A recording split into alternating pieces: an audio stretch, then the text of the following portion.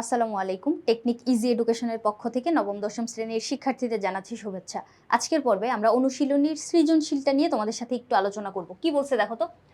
জামিলা খাতুন বাড়ির পাশে পুকুরের ঘোলা পানিকে বিশেষ প্রক্রিয়ায় রান্নার উপযোগী করেন। তার মানে বাসা পাশে যে পুকুর আছে, গ্রামে তো আমরা দেখি যে পুকুর থেকে নিয়েই হচ্ছে রান্না বাড়া করে, তাই না?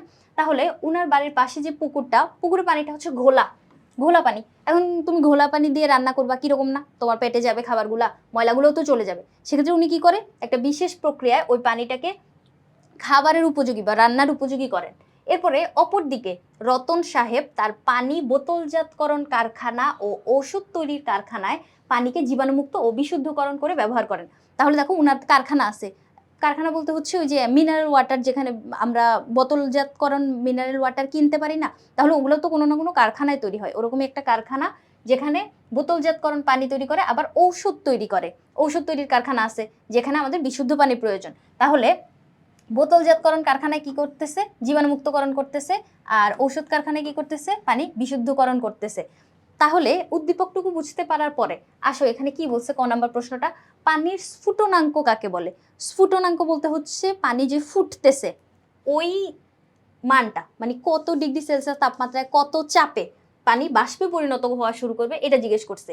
এই যে এক বায়ুমণ্ডলীয় চাপে কোনো পানি যে তাপমাত্রায়, এই যে তাপমাত্রায়, যেই তাপমাত্রায় পানি বাষ্প হওয়া শুরু করবে বা ফুটতে শুরু করবে, ওইটাই হচ্ছে ওর স্ফুটনাঙ্ক। তাকে আমরা কি বলি? পানির স্ফুটনাঙ্ক বলি। যেমন 100 ডিগ্রি সেলসিয়াস তাপমাত্রায় পানি হচ্ছে টকবক করে ফুটা শুরু করে দেয়, এরকমই এই একটা তাপমাত্রা, এটা হচ্ছে পানির স্ফুটনাঙ্ক। এরপরে জলজ উদ্ভিদ পানির স্রোতে ভেঙে যায় না কেন, এটা জিজ্ঞেস করছে। জলজ উদ্ভিদ পানিতে থাকতেছে, এখন পানিতে তো মাঝে মাঝে অনেক জোরে ঢেউ হয়, তাই না? সেক্ষেত্রে ওরা ভেঙে যায় না কেন, এরকম প্রশ্ন মাথায় আসতেই পারে। এখন জলজ উদ্ভিদ যেগুলো পানিতে অবস্থান করে, পানির দেখা যায় যে মাঝে মাঝে ওদের পুরো বডি পানির নিচেই থাকে, এরকমও হয় মাঝে মাঝে। তাহলে ওরা কি করে, ওদের যে মূল কাণ্ড শাখা প্রশাখা সব কিছু দিয়ে ওরা পানি শোষণ করতে পারে বা পানি প্রয়োজনীয় পানি থেকে প্রয়োজনীয় উপাদানগুলো নিতে পারে, সবকিছু ওরা পানির ভিতরেই করে। সেক্ষেত্রে ওদের বডিটা হচ্ছে তোমার ফ্লেক্সিবল হয়, পানির ঢেউয়ের সাথে ওরা দেখবা হচ্ছে এভাবে দোল খাইতে থাকে। তাহলে এই যে পানির ভিতরে ওরা অবস্থান করতেছে, ওরা পানির ঢেউয়ের সাথে ভেঙে যায় না, কারণ হচ্ছে ওরা পানিতে খাপ খাইয়েই হচ্ছে জন্মগ্রহণ করে। মানে ওদের যে বডিটা, ওটা হচ্ছে পানিতে খাপ খাওয়ানোর মতোই। দেখো কি বলছে, জলজ উদ্ভিদ প্রায় সারা দেহের মাধ্যমেই পানি থেকে প্রয়োজনীয় উপাদান এগুলো শোষণ করতেছে। পানির ভিতরে আমাদের খনিজ লবণ মিশ্রিত থাকে, ওগুলা ওরা শোষণ করে। তারপরে মানে তোমার যা লাগে পানির ভিতরে, যে অক্সিজেন তৈরি হয়, কার্বন ডাইঅক্সাইড যা লাগে সবকিছু ওরা পানির ভিতর থেকেই নিচ্ছে। ফলে এদের প্রায় সমগ্র দেহ পানির সংস্পর্শে থাকে। মাঝে মাঝে তো পুরা গাছটা পানির নিচেই থাকে, মানে ডুবা অবস্থায় থাকে, উপর থেকে দেখাও যায় না। তাহলে এদের কাণ্ড, অন্যান্য অঙ্গ প্রত্যঙ্গ সবকিছু খুব নরম হয় এবং পানির যে স্রোত, ওই পানির স্রোতের সাথে বা জলজ প্রাণী যখন ওদের ভিতর দিয়ে চলাচল করে, তখন কিন্তু ওরা হচ্ছে এই ধাক্কায় ভেঙে যায় না, কারণ ওই পানিতে টিকে থাকার মতোই হচ্ছে ওদের বডিটা, মানে স্রোতে ভেঙে যায় না, ওরকম ফ্লেক্সিবল থাকে। এরপরে আসো কি বলছে, যে গ নম্বর প্রশ্নটা দেখো, জমিলা খাতুন পুকুরে পানিকে কিভাবে রান্নার উপযোগী করছিল? ওনার কি ছিল? ঘোলা পানি ছিল। এখন পানি ঘোলা হয় কখন, এটা বুঝতে হবে। পানিতে যখন তোমার হচ্ছে কাদা মিশে যায় বা যে কোনো ধুলাবালি যদি মিশে যায়, তখন হচ্ছে পানিটা ঘোলা হয়ে যায়। কিন্তু ওই যে উপাদানগুলো যে মিশলো, এগুলো কিন্তু তোমার অদ্রবণীয় উপাদান, মানে তুমি চাইলেই হচ্ছে ওইটাকে পানি থেকে আলাদা করে ফেলতে পারবা, একদম দ্রবীভূত হয়ে যায় না। দ্রবীভূত হয়ে গেলে ওইটা আলাদা করা অনেক কষ্ট। কি জন্য? কারণ দ্রবীভূত বলতে তুমি এক গ্লাস পানি নিছো, ধরো ওই পানির ভিতরে এক চামচ চিনি দিয়ে নাড়ায় ফেলাইছো, চিনির একটা কণাও কি তুমি এখন আর খুঁজে পাবা? মিক্স করে ফেলার পরে চিনির উপাদানগুলো একদম পুরোপুরি মিশে গেছে, তখন ওইটাকে আমরা বলবো দ্রবীভূত। কিন্তু এই যে ঘোলা পানি, ওইখানে পদার্থগুলো হচ্ছে অদ্রবণীয় অবস্থায় থাকে, এজন্য হচ্ছে আমাদের আলাদা করতে সুবিধা হবে। কিভাবে দেখি চলো তো। উদ্দীপকে জমিলা খাতুন বাড়ির পাশে অবস্থিত পুকুর থেকে সংগৃহীত ঘোলা পানিকে পরিশ্রবণ প্রক্রিয়ায় রান্নার উপযোগী করছে। পরিশ্রবণ, পানি ঘোলা হওয়ার মূল কারণ হচ্ছে নদী ভাঙ্গনের ফলে তোমার হচ্ছে ওই যে মাটি যখন মিশতেছে পানিতে, তখন পানি ঘোলা হয়ে যেতে পারে। তারপর পলিমাটি, বালি, তারপর নালা নর্দমায় নির্গত যে কঠিন তরল বর্জ্যগুলা, এগুলো যখন পানিতে মিশে, এসব উপাদান উপস্থিত থাকলে নদীর পানি আর পুকুর পানি, মানে যেই পানি হোক, এগুলো যখন মিশবে তখন কি হবে? পানি ঘোলা হয়ে যাবে। এখন এই ঘোলা পানিকে আমরা পরিস্রাবণ প্রক্রিয়ায় আলাদা করব। এখন পরিস্রাবণ হচ্ছে কঠিন ও তরলের মিশ্রণ থেকে কঠিনটাকে আলাদা করে ফেলা। কঠিন পদার্থ আর তরল পদার্থ যখন একসাথে মিশে যাচ্ছে, তখন তরলটাকে দেখতে ঘোলা মনে হবে। ওই তরল থেকে আমি কঠিন পদার্থটাকে আলাদা করে ফেললে আমার পানিটা এখন পরিষ্কার হয়ে যাবে। ঘোলা পানিতে অদ্রবণীয়, এই যে অদ্রবণীয় ধুলাবালির কণা থেকে শুরু করে নানা রকম ময়লা আবর্জনা জমা থাকে। এখন এই যে অদ্রবণীয়, এই কথাটাই হচ্ছে আমাদের জন্য সবচেয়ে সুবিধাজনক হবে কাজটা করার জন্য, যে অদ্রবণীয়, যেহেতু অদ্রবণীয় হইলে মানে একদম পুরোপুরি মিক্স হয়ে যাচ্ছে না ময়লাটা, তুমি চাইলে ওইটাকে আলাদা করতে পারতেছো।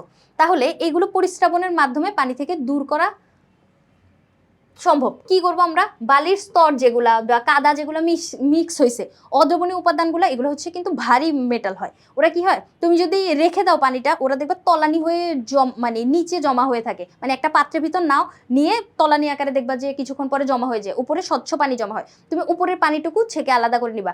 এরপরেও যদি তোমার ঘোলা মনে হয়,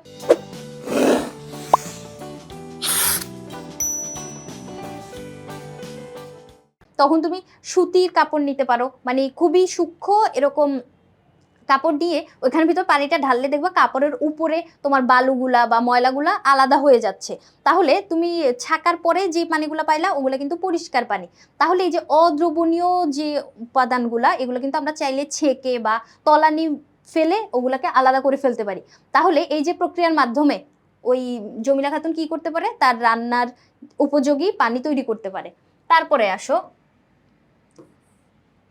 ঘ নম্বর প্রশ্নটা আমাদের কি বলছে, রতন সাহেব তার 2 কারখানার কাজে ব্যবহার করা পানি কি একইভাবে জীবাণুমুক্ত ও বিশুদ্ধকরণ করেন? উনি বোতলজাতকরণের জন্য পানিগুলাকে কি করছিল, জীবাণুমুক্তকরণ করছিল এবং ওষুধ তৈরির জন্য বিশুদ্ধ করছিল। এই যে জিনিসগুলা, মানে এই যে প্রসেস দুইটা, উনি কি একইভাবে করছিল? না, কিন্তু একইভাবে দুইটাই করা যাবে না। বোতলজাত করার জন্য যেই কারখানাটা, ওইখানে কি করবে, উনি যেই পানিগুলা মানে দূষিত পানিগুলা, ওগুলা থেকে কি করবে, জীবাণুগুলাকে বের করে দিবে। এইখানটায় উনি হচ্ছে ক্লোরিনেশন প্রক্রিয়া সম্পন্ন করতে পারে। ক্লোরিনেশন নাম শুনলেই বোঝা যায় এখানে কি করবে, ক্লোরিন ব্যবহার করবে। ক্লোরিন ব্যবহারের মাধ্যমে মানে রাসায়নিক পদার্থ ব্যবহার করবে। আর ক্লোরিন তো একটা রাসায়নিক পদার্থ।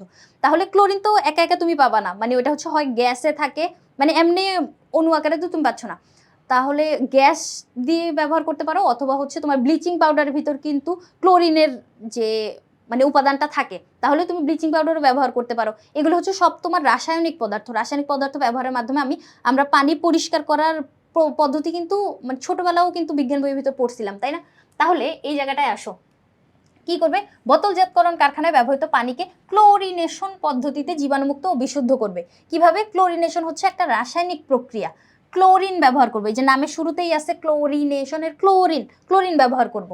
তাহলে কি করব, প্রতি লিটার পানিতে একটা নির্দিষ্ট পরিমাণে ক্লোরিন ব্যবহার করতে হবে। যেহেতু এটা একটা রাসায়নিক পদার্থ, এটা যদি তুমি বেশি ব্যবহার করো, সেক্ষেত্রে ওইটা আবার মানুষজনের জন্য, মানে মানুষজন যখন ওই পানিটা পান করবে তখন কিন্তু আবার ক্ষতি হবে। যার জন্য নির্দিষ্ট একটা পরিমাণে ক্লোরিন বা ক্লোরিনের যৌগ ব্যবহার করতে পারো। মানে এমনি শুধু ক্লোরিন তো তুমি পাবা না, ক্লোরিনের যৌগ ব্যবহার করতে পারো, যেখানে ক্লোরিন গ্যাস আছে।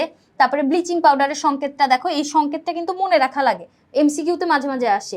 ক্যালসিয়াম, অক্সিজেন, তারপরে ওখানে ক্লোরিনের যে যৌগটা দেখো, এই যে ক্লোরিন, Cl, ক্লোরিন থাকতেছে। কিন্তু এই যে ক্লোরিনই হচ্ছে পরবর্তীতে তোমার যখন পানিতে মিশানো হয় তখন ব্লিচিং পাউডারের ক্লোরিনটা গিয়ে পানিকে পরিষ্কার করার কাজ করে। এরপরে সোডিয়াম হাইপোক্লোরাইড, এখানেও দেখো ক্লোরিন আছে। তাহলে ক্লোরিনের যৌগ ব্যবহার করে উনি পানি বোতলজাত করার যে পানিগুলো ওইটাকে বিশুদ্ধ করতে পারতেছে।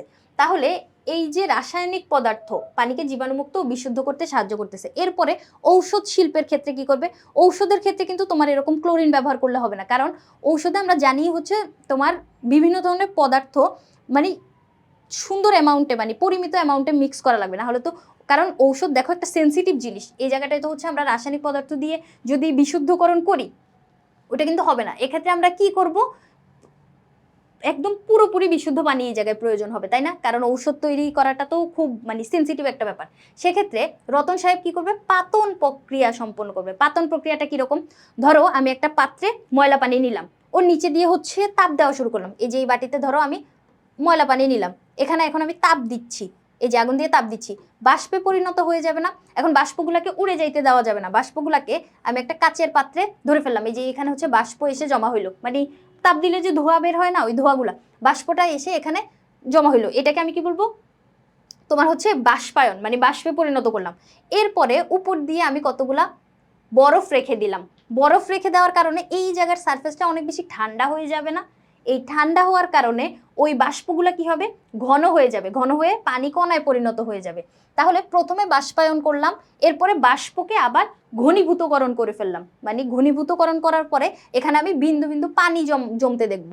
এই পানিগুলো হচ্ছে একদম পরিষ্কার পানি, বুঝছো? পাতন প্রক্রিয়া আমরা যে পানিতে পাই বা পাতিত পানি যেগুলোকে বলে, ওইটা হচ্ছে একদম পরিষ্কার পানি। যে কোনো রাসায়নিক বিক্রিয়া সম্পন্ন করতে গেলে, কেমিস্ট্রি ল্যাবে যদি তোমরা কাজ করতে যাও, সেক্ষেত্রেও দেখবা যে আমরা পাতিত পানি ব্যবহার করি কিন্তু। তাহলে এই যে পাতিত পানিটা সবচেয়ে মানে পরিষ্কার, সেক্ষেত্রে ঔষধ তৈরির ক্ষেত্রে অথবা মানে যাতে কোনো কেমিক্যাল রিয়াকশন না করে, সেক্ষেত্রে একদম এই পরিষ্কার পানিটা কিন্তু আমাদের নেওয়া লাগবে। ক্লোরিন দিয়ে যেগুলো পরিষ্কার করছিলাম, ওখানে কিন্তু তোমার ক্লোরিনের পরিমাণটা আছে। এরকমও হইতে পারে যে ক্লোরিন অন্য যেই মানে ওষুধ তৈরির ক্ষেত্রে আমরা যে আরও কেমিক্যাল মিশাবো, ওইখানের সাথে তোমার রিয়াক্ট করতে পারে, অন্য কিছু তৈরি হয়ে যেতে পারে, যার জন্য আমাদের পাতিত পানি এখানে তৈরি করা লাগবে। পাতিত পানি কেমনে তৈরি করলাম?